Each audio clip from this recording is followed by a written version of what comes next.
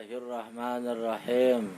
Assalamualaikum warahmatullahi wabarakatuh. Puji syukur alhamdulillah.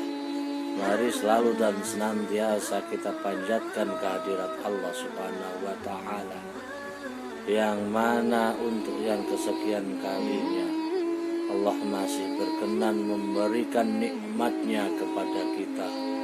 Terlebih nikmat kesehatan badan, nikmat iman, nikmat kemauan, sehingga pada kesempatan yang kesekian kalinya kita masih bisa melaksanakan pembelajaran walaupun melalui media atau PJJ, pembelajaran jarak jauh.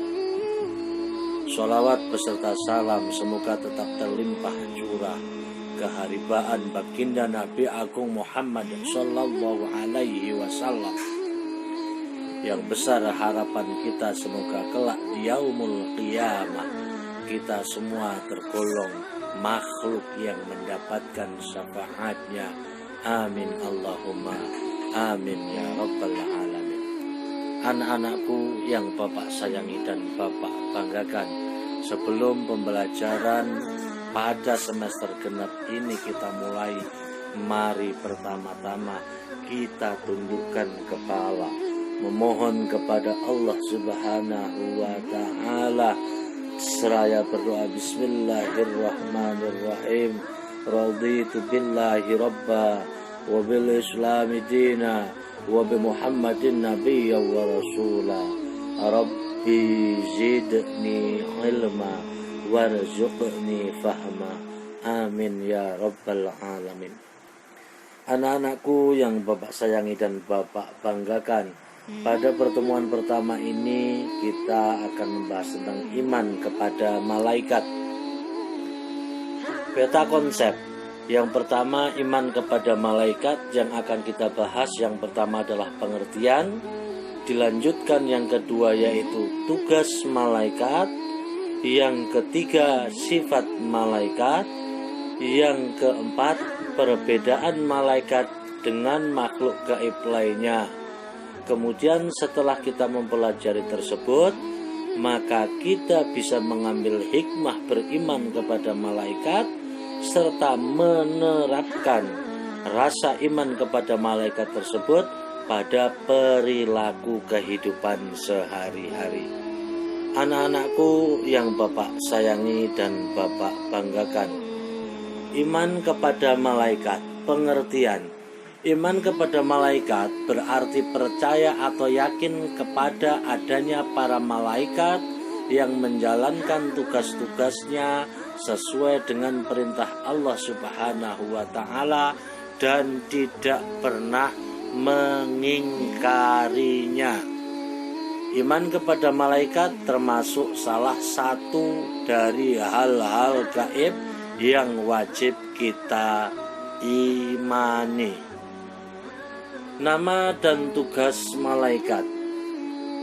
Malaikat dalam Al-Quran jumlahnya banyak sekali, bahkan tidak terhitung atau tidak terhingga. Adapun sebagai seorang muslim, kita cuma diwajibkan untuk hafal, tahu, dan mengerti tentang 10 nama malaikat. Di antaranya yang pertama adalah ada malaikat Jibril, tugasnya sebagai penyampai wahyu. Yang kedua malaikat Mikail sebagai pembagi rizki. Yang ketiga malaikat Israfil, peniup trompet. Yang keempat malaikat Israel yang bertugas mencabut nyawa. Malaikat Mungkar, penanya keburukan. Malaikat Nakir, penanya kebaikan. Malaikat Raqib, pencatat amal baik. Malaikat Atid, pencatat amal buruk. Malaikat Malik sebagai penjaga neraka. Dan yang ke-10 malaikat Ridwan sebagai malaikat penjaga surga. Anak-anakku yang Bapak sayangi dan Bapak banggakan, sifat malaikat. Yang pertama, malaikat adalah makhluk yang selalu taat kepada Allah, tidak pernah menentang perintah Allah.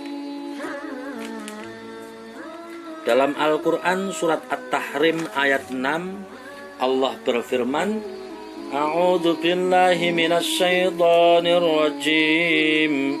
La ya'suna Allah ma amarahum wa yaf'aluna ma yu'marun. Bahwa malaikat tidak pernah durhaka kepada Allah terhadap apa yang diperintahkan kepada mereka dan selalu mengerjakan apa yang diperintahkan. Kemudian sifat malaikat yang kedua adalah mereka tidak berjenis kelamin. Jadi malaikat itu tidak ada laki-laki, tidak ada perempuan.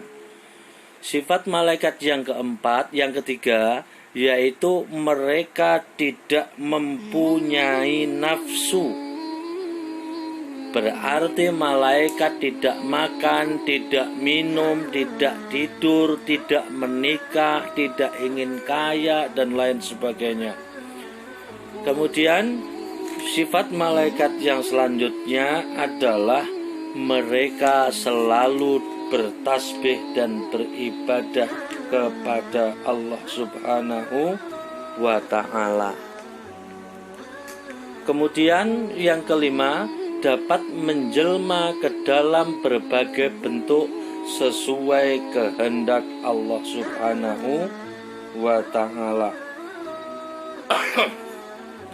Tentu saja contohnya ketika malaikat Jibril menjelaskan makna tentang iman, Islam dan ihsan kepada Nabi kita Muhammad sallallahu alaihi wasallam serta para sahabat, malaikat Jibril menjelma menjadi seorang laki-laki yang sangat hitam rambutnya dan sangat putih bajunya. Kemudian selalu benar dan tidak pernah bohong. Malaikat itu selalu benar dan tidak pernah bohong. Kemudian sifat yang selanjutnya selalu memintakan ampunan bagi orang-orang yang beriman dan orang yang khatam Al-Quran. Kemudian tidak beranak dan berayah ibu. Jadi malaikat itu tidak punya orang tua. Malaikat tidak berayah dan tidak beribu. Kemudian perbedaan malaikat dengan makhluk gaib lainnya. Asal kejadian, malaikat tercipta dari nur atau cahaya, jin tercipta dari api, setan atau iblis tercipta dari api. Kemudian yang kedua, ketaatan kepada Allah, malaikat selalu taat membaca tasbih dan beribadah kepada Allah. Kemudian jin ada yang patuh dan ada yang taat. Kalau setan atau iblis tidak pernah taat kepada Allah. Kemudian yang ketiga, malaikat tidak dapat dilihat, ya. Kemudian jin juga tidak dapat dilihat, ya. Kemudian setan juga tidak dapat dilihat, atau mereka semua adalah makhluk gaib, ya. Kemudian malaikat tidak memiliki nafsu. Kemudian jin diciptakan agar beribadah kepada Allah. Kemudian kalau setan atau iblis beribadah kepada Allah, namun mereka